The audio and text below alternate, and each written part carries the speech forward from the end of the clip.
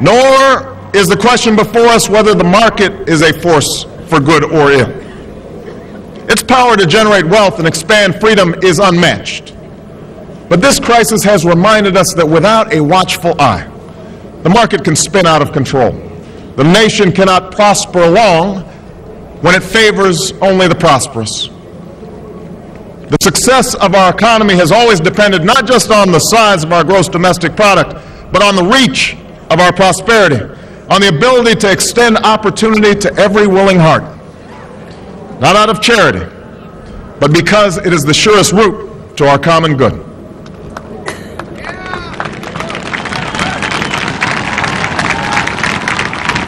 As for our common defense, we reject as false the choice between our safety and our ideals. Our founding fathers, faced with perils that we can scarcely imagine, drafted a charter to assure the rule of law and the rights of man, a charter expanded by the blood of generations. Those ideals still light the world, and we will not give them up for expedience sake. And so, to all the other peoples and governments who are watching today, from the grandest capitals to the small village where my father was born, know that America is a friend of each nation and every man, woman, and child who seeks a future of peace and dignity, and we are ready to lead once more. Recall that earlier generations faced down fascism and communism not just with missiles and tanks, but with the sturdy alliances and enduring convictions. They understood that our power alone cannot protect us, nor does it entitle us to do as we please. Instead, they knew that our power grows through its prudent use. Our security emanates from the justness of our cause, the force of our example, the tempering qualities of humility and restraint. We are the keepers of this legacy.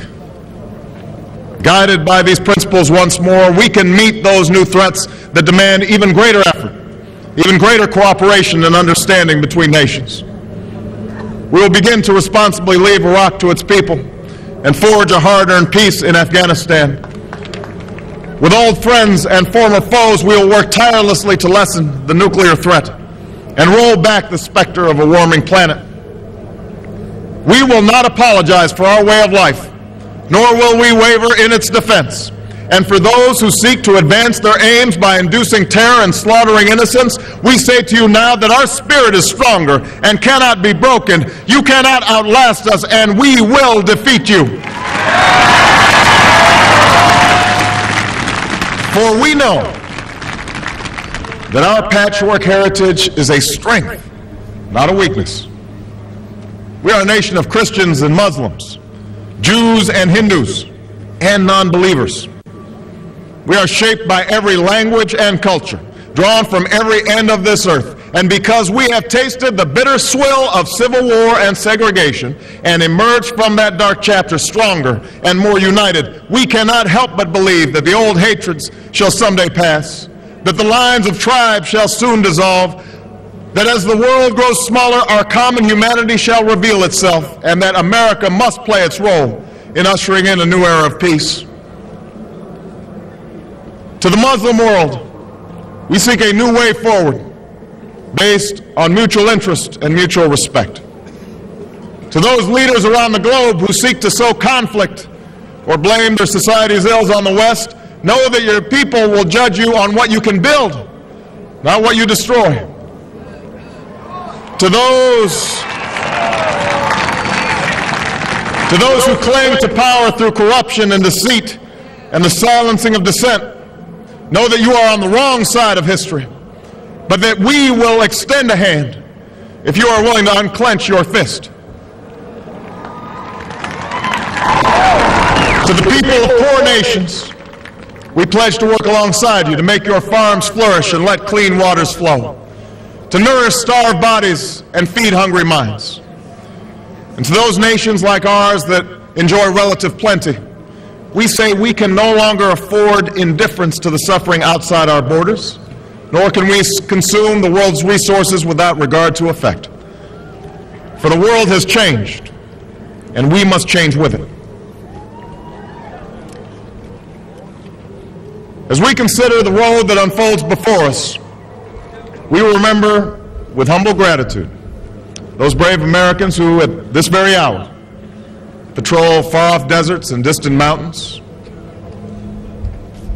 They have something to tell us, just as the fallen heroes who lie in Arlington whisper through the ages. We honor them not only because they are the guardians of our liberty, but because they embody the spirit of service, a willingness to find meaning in something greater than themselves. And yet, at this moment, a moment that will define a generation, it is precisely this spirit that must inhabit us all. For as much as government can do and must do, it is ultimately the faith and determination of the American people upon which this nation relies. It is the kindness to take in a stranger when the levees break, the selflessness of workers who would rather cut their hours than see a friend lose their job, which sees us through our darkest hours.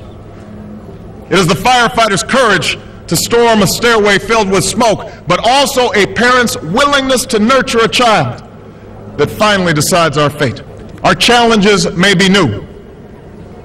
The instruments with which we meet them may be new. But those values upon which our success depends, honesty and hard work, courage and fair play, tolerance and curiosity, loyalty and patriotism, these things are old. These things are true. They have been the quiet force of progress throughout our history. What is demanded then is a return to these truths. What is required of us now is a new era of responsibility, a recognition on the part of every American that we have duties to ourselves, our nation, and the world. Duties that we do not grudgingly accept, but rather seize gladly, firm in the knowledge that there is nothing so satisfying to the spirit, so defining of our character, than giving our all to a difficult task. This is the price and the promise of citizenship. This is the source of our confidence, the knowledge that God calls on us to shape an uncertain destiny.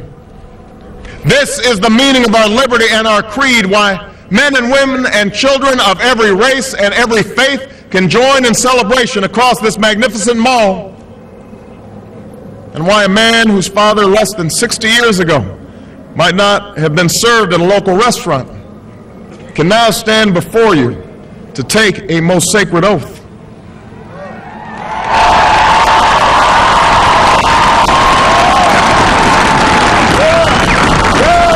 So let us mark this day with remembrance of who we are and how far we have traveled. In the year of America's birth, in the coldest of months, a small band of patriots huddled by dying campfires on the shores of an icy river. The capital was abandoned. The enemy was advancing. The snow was stained with blood. At a moment when the outcome of our revolution was most in doubt, the father of our nation ordered these words be read to the people. Let it be told to the future world that in the depth of winter, when nothing but hope and virtue could survive, that the city and the country, alarmed at one common danger, came forth to meet it. America, in the face of our common dangers, in this winter of our hardship, let us remember these timeless words. With hope and virtue, let us brave once more the icy currents and endure what storms may come. Let it be said by our children's children that when we were tested, we refused to let this journey end, that we did not turn back nor did we falter, and with eyes fixed on the horizon and God's grace upon us, we carried forth that great gift of freedom and delivered it safely to future generations. Thank you. God bless you. And God bless the United States of America.